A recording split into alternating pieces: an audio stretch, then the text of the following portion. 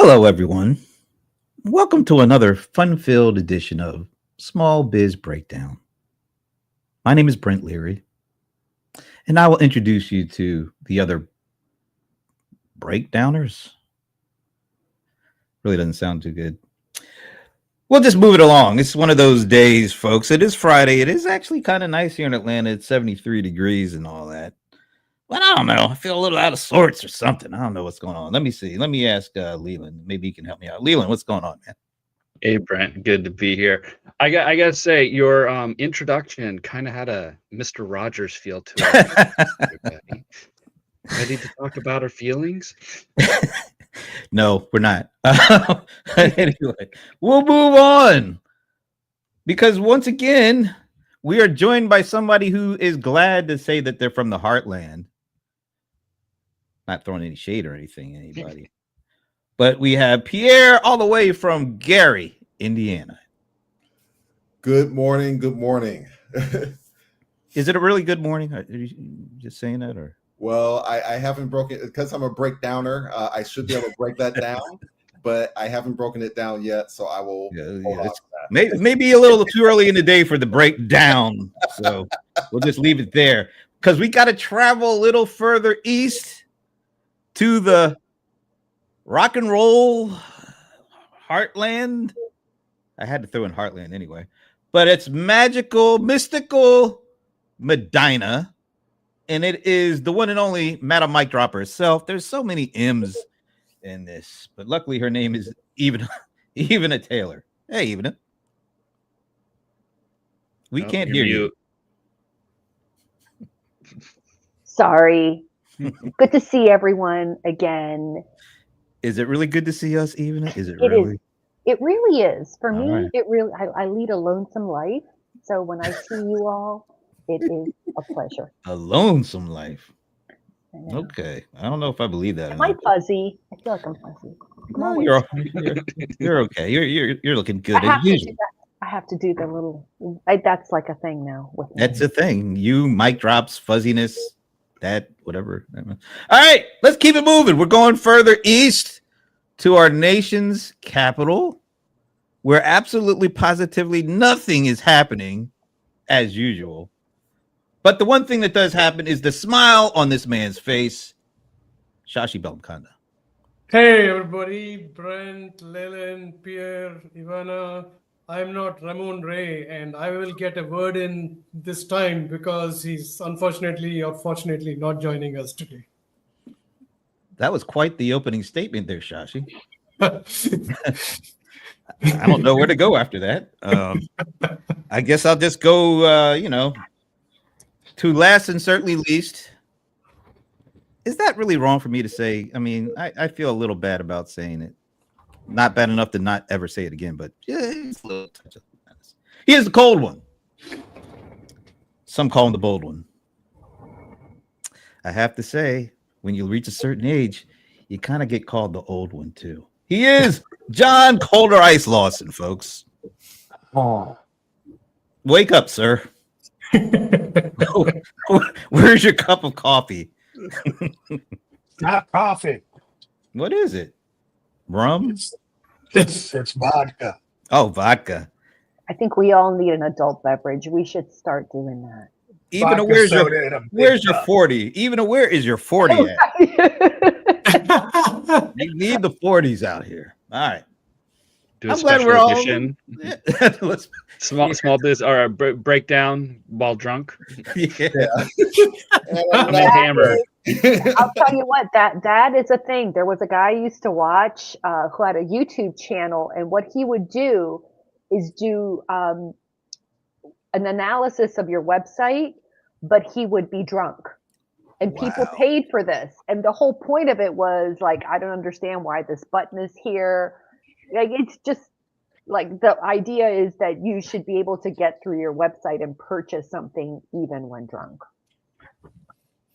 And people paid this dude to get drunk and talk stuff about their websites. Exactly. And to the point where he was like because of the nature of this work, he says, I'm only doing this, I don't know if it was like once a month or something like that. So if you wanted him to review your website while drunk, you had to get in line You had to get in line.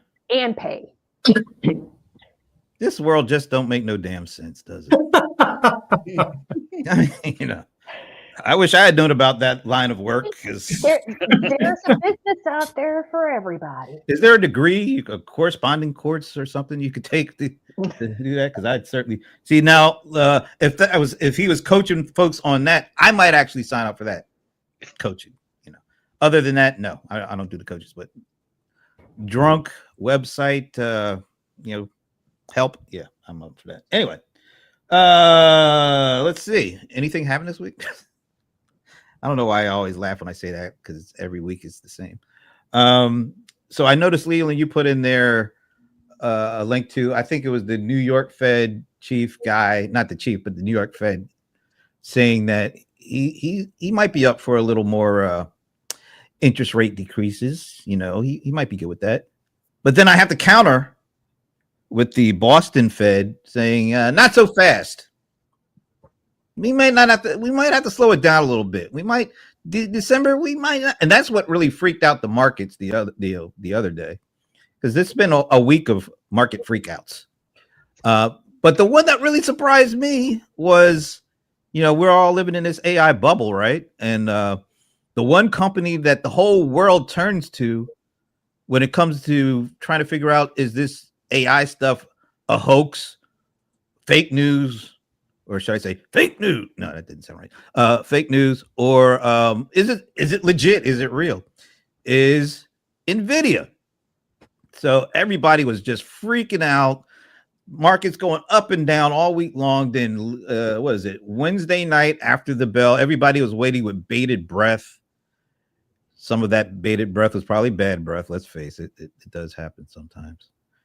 But when the numbers came out, everybody was like blown away. You couldn't even find anything bad that was in the not only the earnings report, but the call afterwards. Everything was going up after hours. Like, man, things are going crazy. Thursday morning they opened up, it was up like 500 or 600 points or something like that. And then right around noontime, I couldn't believe it, because I was feeling pretty good. I was like, oh, damn, this is really great. Then I think the news came out about the jobs report, and it was actually way better than expected. And then again, I was like, oh, man, this is great. Everything's going to keep going up. And then that Boston Fed person, I think her last name is Williams, she said, well, yeah, maybe we don't have to lower the interest rates right now. We're still kind of, and just like that, from 10:30 in the morning on Thursday, we went down 900 points by 12:30. 900 point drop in 2 hours. And we've kind of been dropping ever since, at least on NASDAQ. Last time I looked, NASDAQ was still down again. So anyway, when you have the best like AI company killing it, you would think that would alleviate some of the AI bubble fears, but apparently not, because then other fears of maybe we shouldn't lower interest rates, because if job market is growing that fast, maybe we shouldn't. But then again, I go to the market again and my food is costing me more, even more. What are we to do? Where are we to go with this? How do we know where we stand financially? And what does that make you guys feel like on this particular day at 12:11 East Coast time? Whoever wants to go. We have a 300 million versions of the economy. And what I mean by that is whatever you're feeling personally is your economy. the news is so confusing. Everybody, in fact, yesterday I was at a conference with Epicor where they were talking about building materials and everything. And the message from one of the speakers was start focusing on areas where the income levels are high, because those are the people who are spending, and the other areas they're not spending. And one of the things they said is, which I'm just repeating what the speaker said. Tax time come, people are going to get a bigger tax return because there's something in the bill that retrospectively, I'm not a tax consultant, please contact your financial advisor. But the whatever was in the bill will be retrospective for the whole year, meaning not when the bill was introduced. So which means that people are likely to spend whenever they get their returns. So the question was, how are you guys going to prepare for that? Canadian lumber not coming because they're not producing as much and not exporting much to the US. So it's like 6 different economies, I'm sure, on this call too. So that's my take.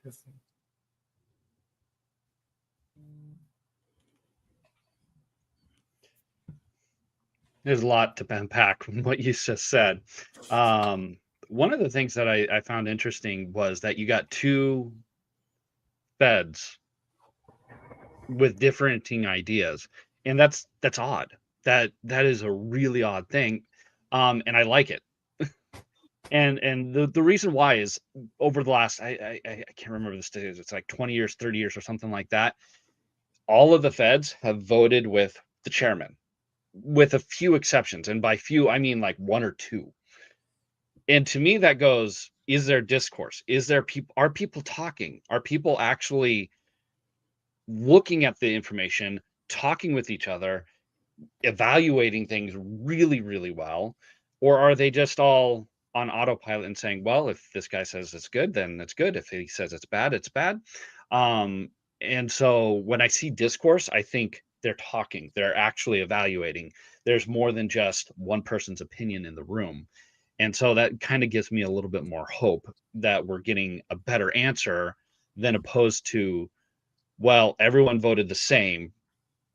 That to me goes, unless the evidence is extremely strong. Like, if you get a jury and, every person votes the same way, then that means you got some really good evidence that it goes, that person is guilty or innocent. It's the same way in this way. I want to, if everyone's voting the same, I want to make sure that that information is concrete and then we're going in the right direction and it's good. But when you got discourse, it means that they're talking, and that's also good. So.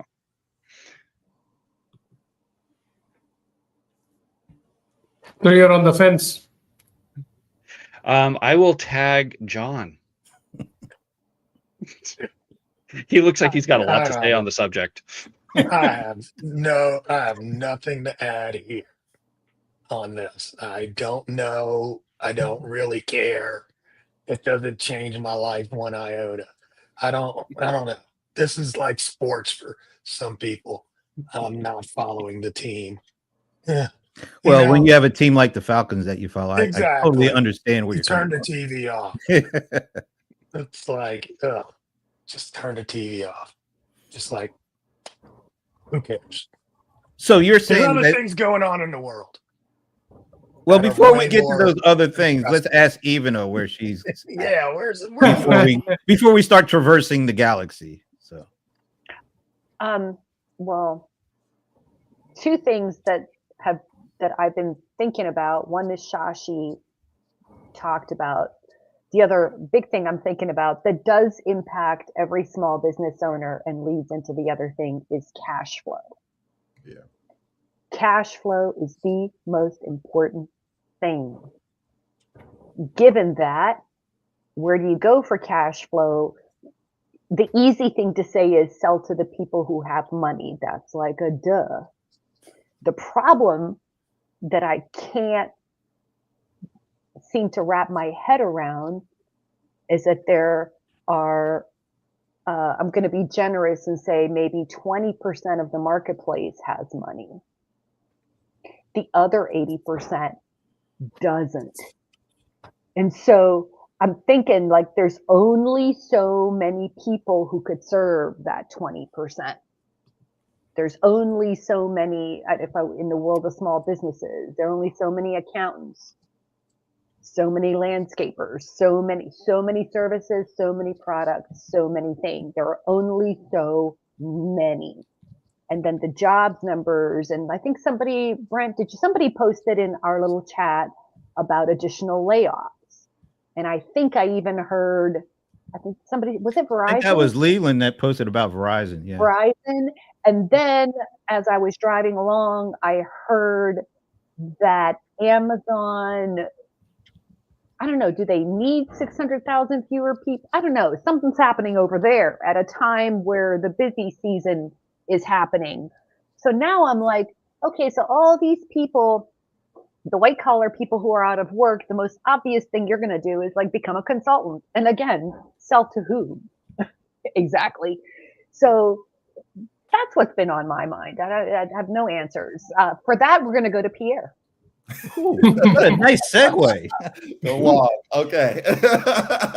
I'm going to build a little bit on what Ivana said, and also what Leyland brought up. I think it's, yeah, there may be some discourse going on because of the fact that we have an economy where we have different sectors acting weird, and not weird in a bad way, but sort of acting with certain things going on. They're reacting to the economy in a certain way.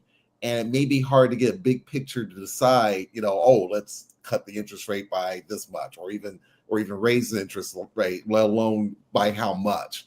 I think that part is the big challenge right now. I think I don't think it's just, at the same time, I'm curious on to Leyland's point about Discord. I think that may be or discussion. There may be discussion going on, but it's what type of discussion that still needs to be hammered out a little bit. Which it just may be hard to see right now. Even when you look at Bitcoin going up and down, and we always know that Bitcoin, the digital currency, there's always this question of it doesn't really have a what is this intrinsic? People question whether there's an intrinsic value to set a bottom for. It's the fact that there's volatility and you're not sure what that volatility is telling you. It is, I think, part of the issue here. So we'll see what happens. Thanks, Lauren, for hanging out with us, and sell to small businesses that still need your services. And small to mid-sized companies are what will save us. Yep. That's been the case normally, right? Like throughout the history of our economy, I guess it's what 70% of the spending is done by consumers, and what percentage of employment is done by small business is a pretty significant number. I don't have it right in front of me, but it always does feel like that. But does this feel any different than in years past? The situation we're in right now. It does to me. It does. Yeah. To me. I mean, Okay. God, Expand, please. obviously. In what way? It might be obvious to you, but us mere mortals, we might not know. We want to know what you know. Really? I don't know. I don't know. I don't know. You guys freak me out a little bit. Y'all Really? just act like, it's like everything is so abnormal. And it's just like, oh, well, the things are going, and it's like, no, everything is effed up. And it's obviously effed up. And we keep seeing the numbers being effed up. They go up, they go down, sideways. We're going this way today. Tomorrow, no, we're going this way. We're going to release that. No, we're not. I mean, it's just as ridiculous. And the fact that we've gotten so used to stupidity that we can't even recognize that we're in it is so weird to me.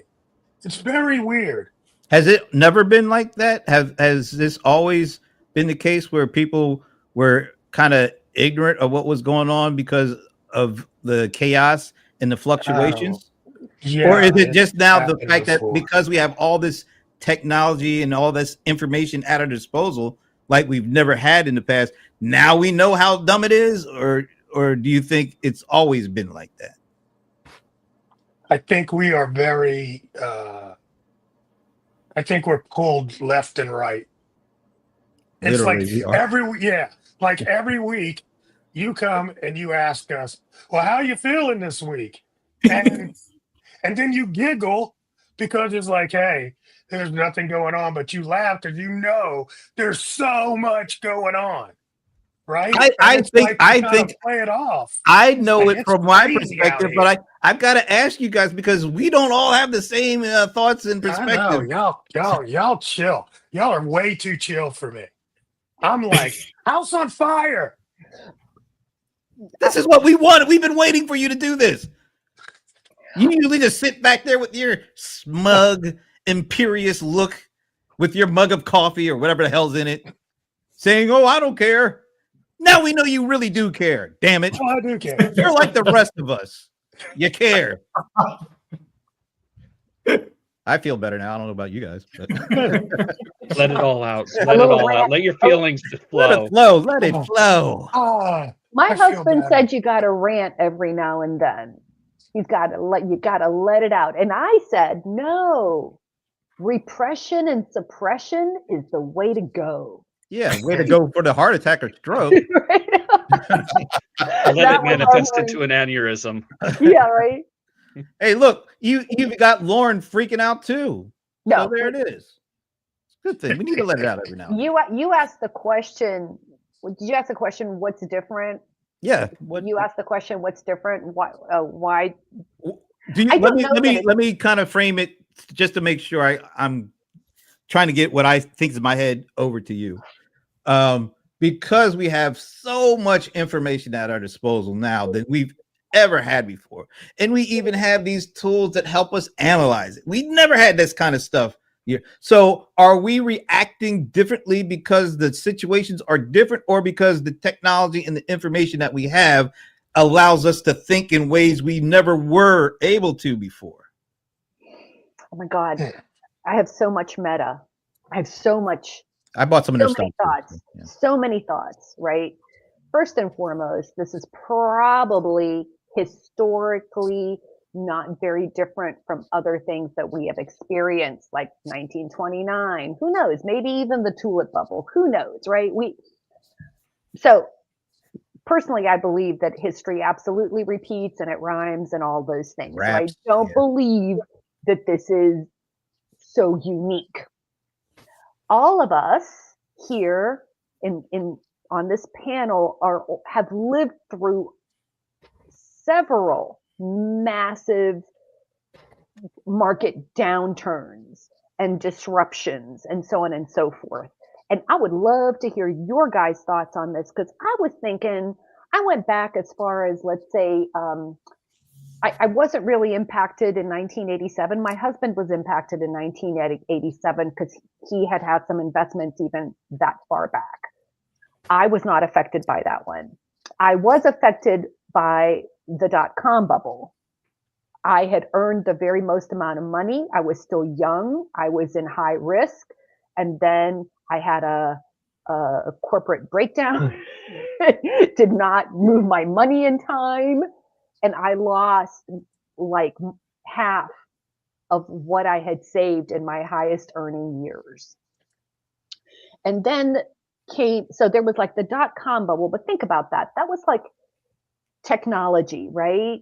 I don't remember, maybe some of you guys do, I don't remember that other things were in disarray other than Y2K, right? Other than Y2K, other parts of our economy were not in a total disarray. And in 2008, when the housing bubble or the housing crash did its thing, that sort of felt kind of localized, right? They took these products. They created these, bad bundles and blah, blah, blah. It had to do with mortgages and so on and so forth. So, and that felt localized to me. What occurs as different right now is that everywhere I look, it feels chaotic. Bonds aren't behaving the way they're supposed to behave. AI and technology are doing their thing. You've got unemployment, you've got tariffs, you've got like the world economy. Like it feels like everywhere I look, I see something scary. And so that is the reason that I am freaking out. And that is what's in my head when I think, is this different? Now it feels like there are geysers going off everywhere, where before I didn't have that impression. What do you guys think? Is there any truth to what I just said? I think of it a little differently. And I don't want to say not. I don't want to say not freaked out. Definitely want to say. I would say concerned for long term, where I see things as where people are doing something short term that is I wouldn't call it short term that is okay, but not really like a great long term. Like let's take for example, we talk about small business. Let's say that small to medium construction market is doing well, but their income may be coming from data centers where people are kind of pushing back on those. Yes, they may be building housing, but it's not really housing that's necessary. It might be housing for a large corporate entity rather than something that might be solving the housing problem. I think what's happening is that I think we're seeing things that are historic, but we're questioning. Yes, this may be like the Hail Mary of of plays. The first time that, let's say, the NFL throwing all these Hail Marys, but everyone knows that if you're a quarterback, it's a mixture of plays that wins you the game, basically. And I think what we're seeing is all these these certain types of plays that look okay. Yes, it looks like football. Yes, there are people catching the ball and moving forward, but you don't get a feel that it's moving forward for something strategic. I think even for Bitcoin, that's a terrific example of there's all this volatility, but no one can really name off why except for their speculation of it, of why. There was something I was reading that was talking about the 4-year pattern, that 4 years is supposed to be volatility. Well, that's not how forecasts really are supposed to be. And it doesn't mean you get to this particular period and bam, automatically there should be something happening. I just think we have a hard time figuring out from a strategic standpoint what these things mean, and I think that's where I think internally we feel that in terms of a panic or something that we should be, this is something there's something we need to be dealing with, basically. So that's my 2 cents. Yeah, this is good. And shout out to Lauren because she is blowing up the comments. One thing I wanted to touch on and see if you agree with Lauren. We are reacting to all this stuff because people are scared of technology instead of embracing it. Traditionally we do, when new technology comes out, we're at least on the consumer side, enterprise, there's some layers that go into that, but we are the ones that are the first to embrace it and use it. It's like, you think about mobile phones and all the different things that people were doing with it that Steve Jobs didn't even know, wasn't even thinking about, but it was because consumers embrace and try to do all these things. Are we at a point where the AI is more being afraid of it versus really boldly going out and using it? Now, I'm talking to you guys who are all inside the bubble.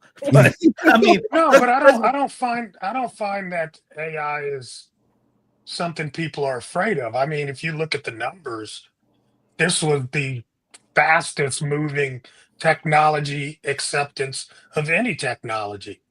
So I don't see that necessarily. People are not afraid of it. They use it. They don't know what it's going to do or where it's go. But I don't see people like, man, I don't touch that stuff. I don't feel that like I felt with other technology. I really feel people are embracing it. What was it? Another technology that you saw? Oh my God, people were like, "Oh, I can't use this." Oh, social media. I remember when social media first started, I was actually at an all CEO closed conference with 25 CEOs of companies. They were on boards, and I called it the good old boy club. And I was slated to do a presentation on social media. And they were like, no, that's a fad. That'll never go anywhere, blah, blah, blah. That's for kids. Yeah. Well, Yeah. you know, And especially I'm with like, those media. kids are going to be your customers and managers, like in the next And 5 years. your bosses. Yeah, right. Yeah, I think. Oh, go ahead. Well, I was just going to point out, it's like we've had, you know, social media in the past, like Friendster, and you know, there, you know, and MySpace, and they, you could look back and you can say there has been this kind of thing before, and it's failed. So why should I invest so much time and effort and money into something that in the past has failed? And I know that, you know, with like the advent of like the iPhone, all of a sudden social media became much more accessible.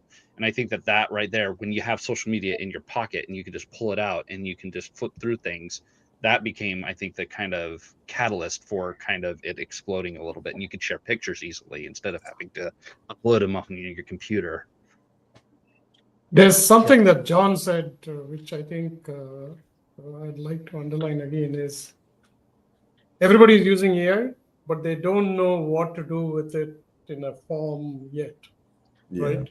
And there's a lot of confusion whether like AI is Chat GPT or not. Like again, yesterday at the conference, one of the examples, rural area, not very forward. This chain of shops caters to the local population who come in, buy in cash or check. They don't use cards, no computers, so no online business and things like that.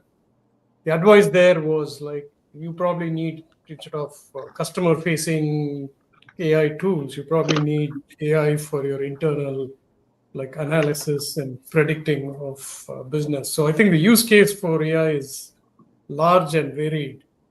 When people don't understand something, they do fear it. Like they hear about the hype where you know, it's going to replace everybody. It's doing, everybody need to work only for 3 days a week and get the same salary and, you know, enjoy life. Seems utopian, right? And Haven't we seen that before? I mean, that was like the Oh, thing yeah. with computers, and that was the thing yeah, with TV, and that was the thing. That's what I'm saying. All of us are old enough to remember. And I think what's interesting is demographics are interesting in that people are living longer. So now we have demographically a larger population of people who have lived through a lot. And I've heard people, and you know, this sell-off is actually technological. It's algorithmic, right? Because people have like automations in Yeah. place. It says if the market does this, and then there's going to be this like sell-off, like really, really quickly. And so I think in some ways there have been comments about people not overreacting to things. And I think it's because there's a lot of us that are old enough and are like, you know, everybody chill. We must. that's true. I wanted to comment on Lauren's comment. Our phones are already using AI. People just don't know. Something happened this morning. I posted a photo of a rose that is the only surviving rose in my garden. And I posted it on LinkedIn and said, AI was not used in this. Then I said, wait a minute. My Google Pixel has AI on the edge. So for focusing, it does use AI. So I said, like, except for the phone. You know, so we have been using AI for like, gosh, Waze, 10 years, Google, Amazon, all of them for 20 years. You just need to figure out what is your best use case to use it. Autocomplete. How long have we had autocomplete? Yeah. Yeah. I think the other thing too is because I think this is a little bit of opinion of mine on technology. People adopt when they can kind of imagine what that technology is associated with. Like if you go way back to when the automobile was first introduced, people heard the term horseless carriage, which helped understand how that, because the car was a new technology at that time. You know, you fast forward to computers. There are some things with maybe physical computers. I remember IBM Aptiva. They made their shell black because they wanted people to associate the computer with home electronics, a stereo, TV, that type of thing. So that way people can kind of imagine the use case for it a little bit better. I think with AI, I think, you know, ever since we've had businesses built on platforms, think Uber, for example, Amazon, obviously. We don't physically see anything except for maybe for Amazon, the big data centers and the warehouses, basically. But you don't physically see a store with a certain shape to it. I think for AI, the big challenge is that there's a benefit, but it's statistical. It's more it's in the cloud, so there's it's what the person experienced. And I think that's a tougher. I'm not saying that makes it easier for people, but I think at a certain level it makes it tougher sometimes to from a branding standpoint to kind of give people the what is it that this thing does in a simple manner, so that even the lay person can kind of get the idea. If I said Corvette, a person who anyone can understand that's a sports car. They don't need to know that there's a 5.5 liter V8 underneath the hood. So they need things that they can reference. I think that's where the AI anxiety comes in a little bit. We don't have our frame of reference is not as solid as it has been with other technologies historically. See, when I look at Gen X, Z versus the two, the way people use it is completely different, But like Gen Z, they don't look at it is a personal tool that they use in their personal lives all the time. If they want to create a recipe, they take pictures of the food and create a recipe. If they are doing their workout for the week, AI is writing the workout for them. If they're dealing with their personal finance, they're using AI. They use AI all the time. So this idea that people are scared of AI, not the ones coming up, maybe the other ones, the Gen Xers are, but Gen Z is 100% in on AI. They use it all the time. Matter of fact, I find them using it, and I'm like, why do you go there first? Yeah. It's like that's their go-to at this point. And I think it's going to get more and more like that. And the approach is not going to be, top down. We're not waiting on some, AI gods to come and give us this playbook on how to use, just like we did with, uh, uh, shoot, I just lost my thought. Whatever, Facebook and all that, and somebody didn't teach us how to use it. It was once the users got it in their hands, then it's like, okay, they directed how it was going to be. And I just think that's happening with AI as well. And you're going to start seeing it bubble up from the bottom up versus top down. I'm seeing it. I am seeing it, and I had a thought about it, which is so my son is a Gen Z, and he uses AI, and the way he uses it, don't even laugh about this because I laugh about it already. Now, see, you make me want to laugh immediately. Right. I'm already I want you ready to. My son is heavy into Dungeons and Dragons, but it's all online. He's with his college friends, right? And he uses AI. They have literally, it's shifted the bottleneck.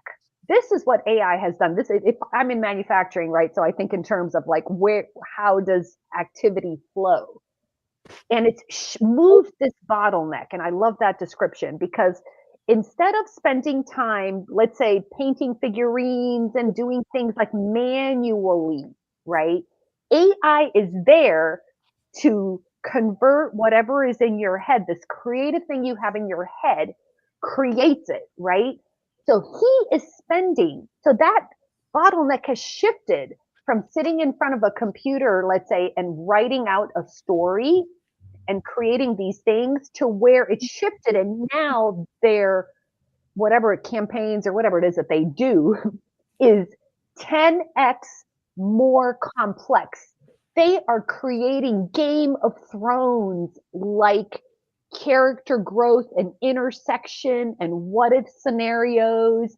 It kind of, John, to your point with AI helping you create, instead of just creating the ad, creating that A/B testing, right? So instead of wasting all this time coming up with permutations, you funnel your creativity into bigger thoughts, more complex thoughts. What if this? What if that? And I am watching my son create things that would have taken months upon months upon months in like minutes. And yet still spending hours and hours and hours on this thing, but it's not on the menial activity. It's on this higher level strategic type thinking. I mean, that's a mundane example, but I think we think of it in terms of these bottlenecks. Where is it? And then now the bottleneck has moved to higher level thinking, strategic thinking, and so on and so forth, rather than like, instead of just spending 20 hours writing a marketing plan or 20, writing the marketing plan is not the thing. It's coming up with that strategy that's going to work. It's coming up with the mix of tactics that are going to work and convert. And if that doesn't work, how quickly can we shift into something else? So I think it's really exciting, to your point, John, about what the generations are doing. And Lauren, if you've got some thoughts or experiences, I'd love to hear them. But before we do that, Shashi is about to roll. So any last thoughts, parting words, Mr. Smile? No, I think it was a very interesting discussion. I'm glad John got it off his chest. All that fronting isn't good for you, I tell you. It really and I think Shashi has a new name, Mr. Smile. I like it. Okay. Hashtag Mr. Smile. Yeah, actually, one last thought that I heard yesterday was a lot of businesses are recruiting people from fast food places because whoever can perform well under pressure, smiling despite like having a big team and everything else. Nice. So there are examples of how these businesses had, hey, we went and recruited this person for customer success because we already know they're doing a good job.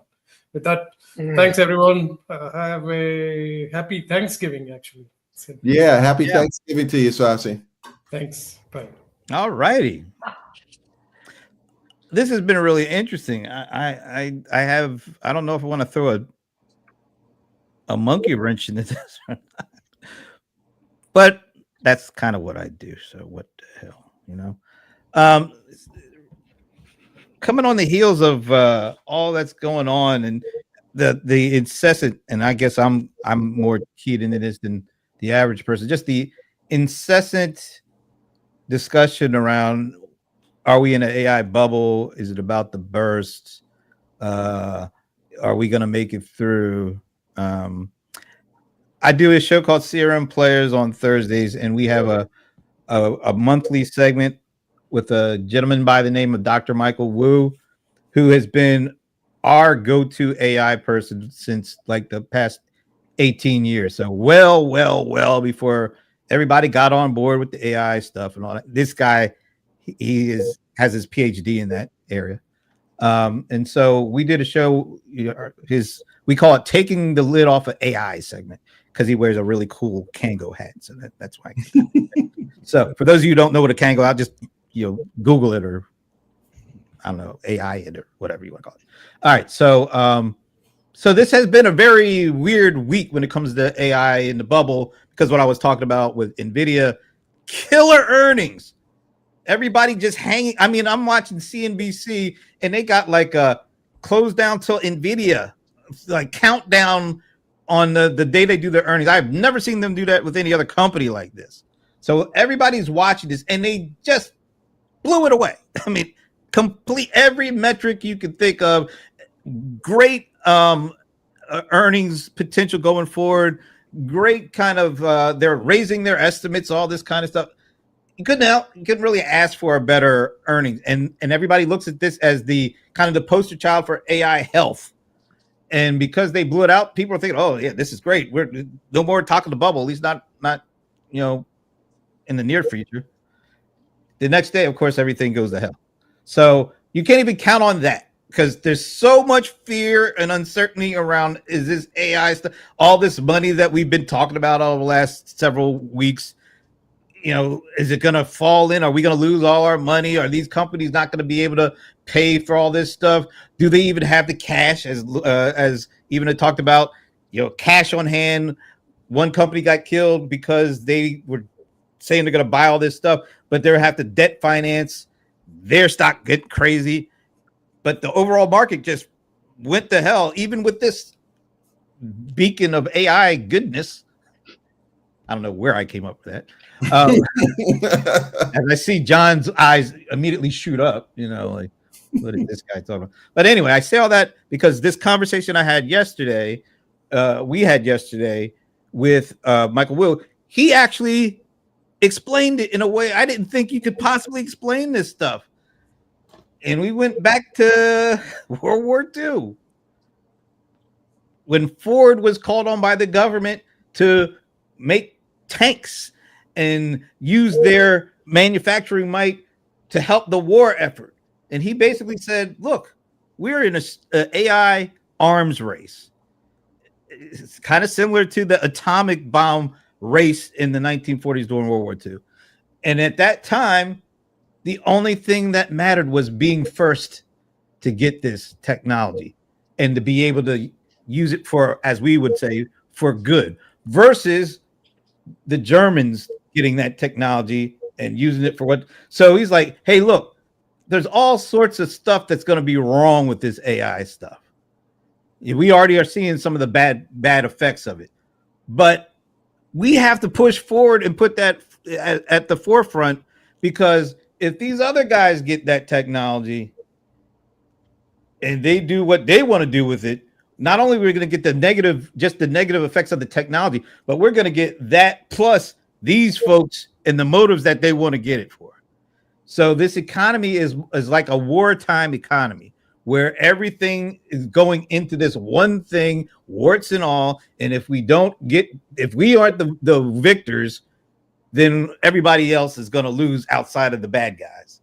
And he said this is what it feels like right now with this AI stuff.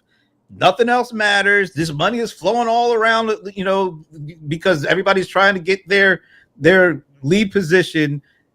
They don't care about the people that are getting laid off. They don't care about other stuff. They don't really care about the overall economy. We need to do what we need to do now just so that we win this big war.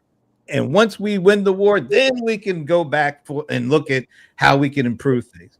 I never thought about this, but do you think, are we in the same kind of position now? We're not going to get bombs dropped, at least we hope we're not going to get bombs dropped from this AI war arms race. But does it feel like we're in that kind of economy versus the traditional economy where we look at all these sectors and we look at all of the metrics and we try to kind of balance everything out? Or does it feel like everything is being driven by getting the lead in AI? Because you look at the S&P 500, the top 10 companies, 8 of the top 8 companies are all around this stuff.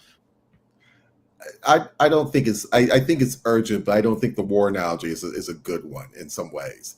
The biggest problem is that when you go back and look, if you go back to World War II, we didn't have cars produced. I think it was 45, 46, and 47, if I remember the years correctly, because all the automakers were you know, everyone was geared around trying to get the U.S. tanks, planes, tanks and planes.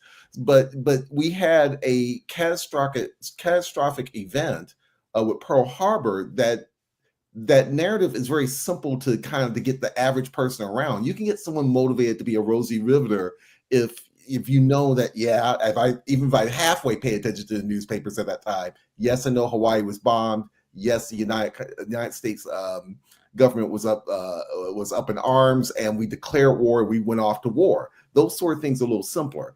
AI, going back to my earlier point about being nebulous and kind of being, you know, there's a cloud nature to it. I think the people who are speaking out for this understand the urgency, which I think that's understandable. But I think the problem is that there's still not this one thing that you could point to and say, this is the thing that we're going to be fighting against. They're fighting against a prediction, which is a little different. And it's hard to get people motivated around that to come up with direction and come up with innovation, basically, which is what you need if you are fighting in said war. I'm not trying to be a Debbie Downer about it. I just think that I think if you're trying to convey urgency about technology, you need to have something very clear that people can wrap their heads around with it. And I don't think that's if the powers that be, the Googles of the world and the Intels of the world, you have to think more about, it has to be something that feels a little something more in the marketplace. It has to be something a little bit more to the gut if you want people to kind of pick up. That's just my 2 cents. I would say an equivalent to this would be more about like the arms race when it comes to like operating systems. We have Microsoft, we have Linux, we have Apple, and that's used worldwide. And so US holds the market when it comes to operating systems. And I kind of see that as an equivalent. And so we have these companies racing to become the AI leader, and whoever comes out on top, that country is then going to greatly benefit from it, because inevitably people gravitate towards one option. It's like we had message boards all over the place when it came to the internet, and now it's Reddit.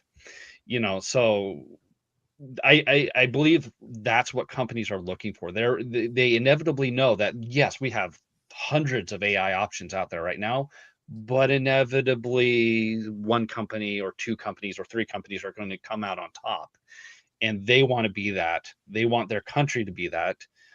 So yes, the US is going to be investing in that, because inevitably one's going to come out on top, and you want your country to be on top. Because then if it's China or if it's something, then there's that fear of security or something like that. All that information is going to another country.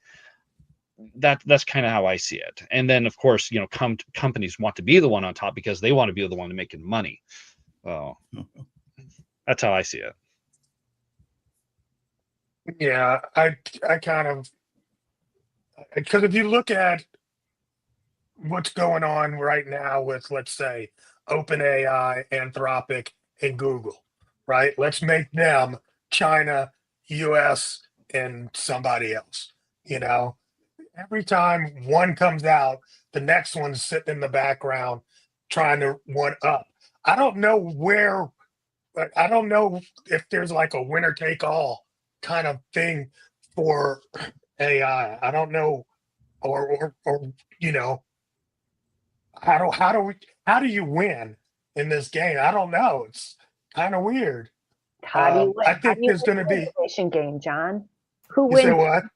Who wins the innovation game? What are the characteristics of an organization of any kind? Like, what attributes do they have to win? It's rock, paper, scissors. You think it is? I do feel like if you look, man, because I'd be following certain things like rabbit hole stuff, but like what's going on with robotics, and we have talked about the dark, warehouses in China.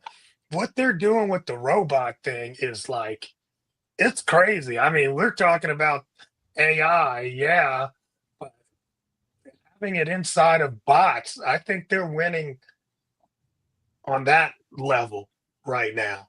I don't know what we're doing. I know we've got some stuff that's coming up, but it doesn't seem like it's ready. Right. It doesn't seem like it's online and ready to go. I'm in the heartland of manufacturing, people, and I can tell you. And I have to send you guys some links to stuff that is actually going on with robotics, with companies teaming up, American companies teaming up to put agentic AI into robots. Might not be as far along as China, but it's not like there isn't anything going on. Oh no, I'm not saying there's a lot going on. But if you know what's going on in China, they're like taking orders. It's mainline. They're about to deliver. Yeah, it's mainstream in their everyday life. And I'm going to say something very unpopular. Oh, good. I'm going to say something really unpopular. And, based on what I learned from, if we were to treat, we as a country are currently not well positioned to win this thing. We just aren't. All right, so you got to tell us why you're saying that. Well, think of it. Imagine if we were a corporation, right? We are corporate. To answer my own question that I asked John, what is a successful corporation? The corporations that are the most profitable, that are their most successful, have a great leadership team, right? That's all on the same page. They have a long-term vision. They're communicating that long-term vision and that mission to their organization. So who talked about Pearl Harbor? I think it was Pierre, right? Yep. The mission, vision, and commitment of an entire group of people. This is how we got into space. So the things that made us successful in the past, I do not see them. I do not see the artifacts of that in front of my eyes. Can I tell you? Could I share one? I think is. Oh, I'd love to hear that because I'm like feeling like because when you talk about Pearl Harbor and then you talk about the space mission, that was driven by fear of falling behind your enemy. Yeah. So when okay. No, I'm not saying it's a good or a bad. I'm just saying and I think there's a lot of fear in that when it comes to this AI arms race. But I don't feel the cultural mainstream drive. I don't think it's cultural. I don't think it's hit the mainstream. I think it's hit the mainstream rich people and the companies that have the most at stake, because that's the biggest difference between what I just talked about with World War II and the space race. Those were galvanizing happenings that hit everybody. AI is not hitting everybody. And AI at that time. Remember, we did a couple of months ago that techno capitalism kind of discussion with Sammy. Sam Altman. I just like calling him Sammy for some reason. I don't know. Sam Altman was basically pinning his tech bros Bill of Rights, like his amendments to the Constitution that were specifically for the tech bros. There ain't that many tech bros, so it's not ever going to be down to the level of like, man, not that I was there. I think, John, maybe you could tell us when that space race really got did you feel it? I mean, people like when it was Yuri Gagarin was the first guy to be shot into space, and he was a Russian dude. That's where this NASA stuff really started. They were afraid of the Russians getting into space and doing whatever the hell they might do before we could. And so that kicked off the series of events that led to Apollo 11. There's no equivalent for regular guys in AI. So I agree with you on that. But these few people have all the resources at their disposal to do whatever they think it takes for them to be on in the winner's circle. And we're the ones that's going to feel all of that. But to be in the winner's circle, you've got to have it. Hey, John, you've been to China. I have not been to China. I do not know, right? All I know is like what I see, like videos, and I see like people walking the streets of China and showing like, like everyday life, like how they change out their electric car batteries in 5 minutes. You pull into this thing to, like it appears to be mainstream where people are behind it, and tech bros need people to implement their vision.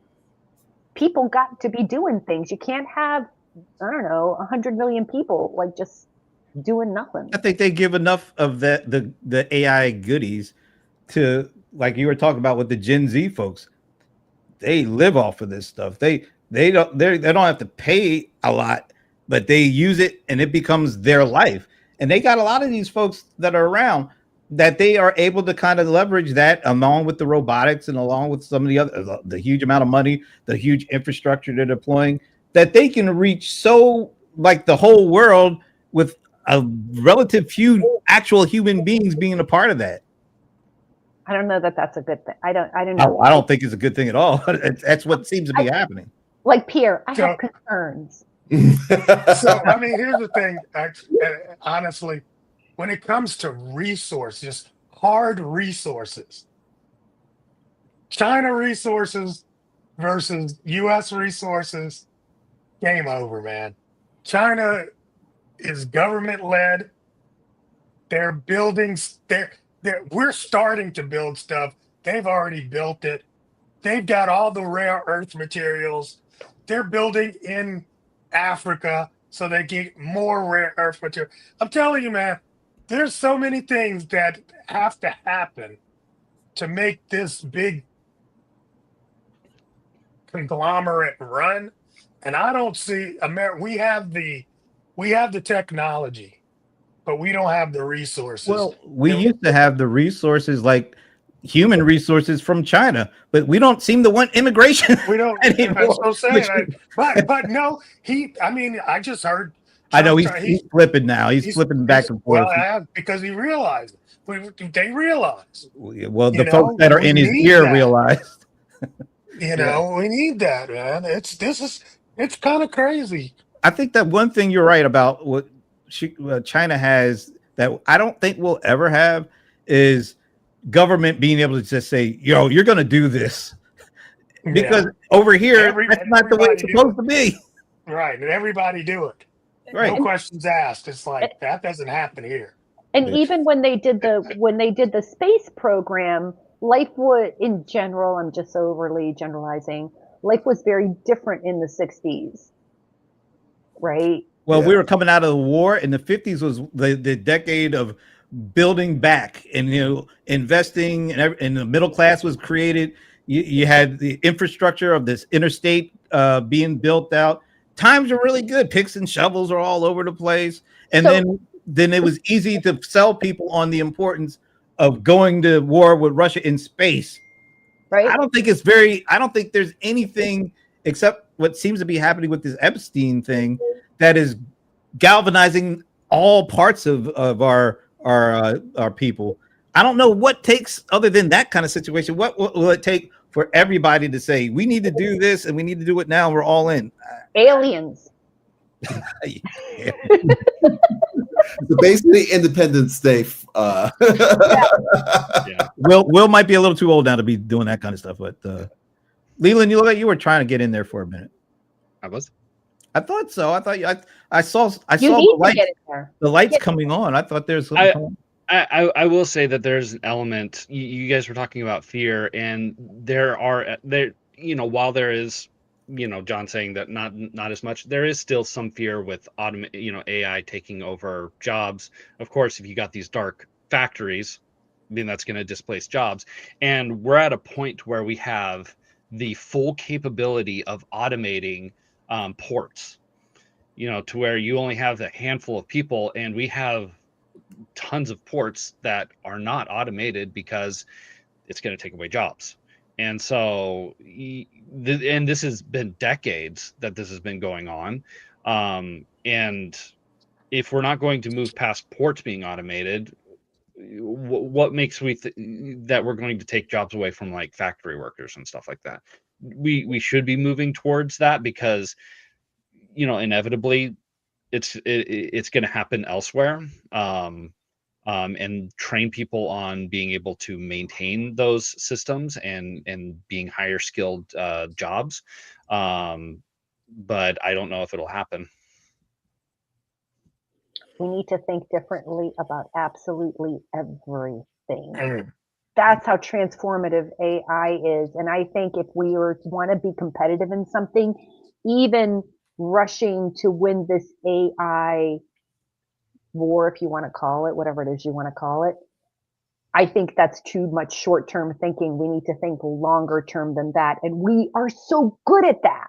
We are so good at dreaming and thinking big thoughts and innovating that we need to I'm not saying let this go. Back when I was in manufacturing, we had two engineering teams. We had an engineering team that optimized what we had, and we had an engineering team that was thinking big thoughts, creating new tech.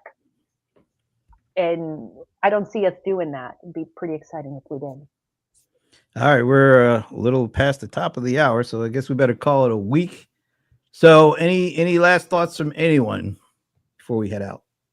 Don't forget to take out your turkey out of the freezer. Smart. I just ate mine, so I pass. If you're bringing mac and cheese to your Thanksgiving gathering, make sure it's excellent. That's Yeah, you will get talked about if it is. No raisins in the mac and cheese. That's an abomination. Who does that? Do you do that, John? That can be saved for another time. Yeah, we don't get us started on that. I mean, geez. Didn't try it out at the barbecue back in June, July. It's too late. Wait till next year. Oh, hell no. And on that note, kind of left a little sour taste in my mouth, actually. We definitely hope you all have a great Thanksgiving weekend. Watch a lot of football, eat a lot of food, and you'll be right there with me on the couch doing all that stuff too. So, all right, have a great week. Talk. Are we taking off next Friday since it's holiday weekend or what? Black Friday. Oh, you want to? I didn't know if you wanted to redo like what we did last year and just start talking about deals or not. That's actually pretty cool if you guys are up for it. I mean, that's totally up to you guys. I'm around. I think I'm around. I should be around. Maybe around. We'll see. Okay. Yeah, we'll see. Yeah, We'll let you know if we'll be around. Yes. In the meantime, take care. Hopefully, maybe see you next week. Happy Thanksgiving.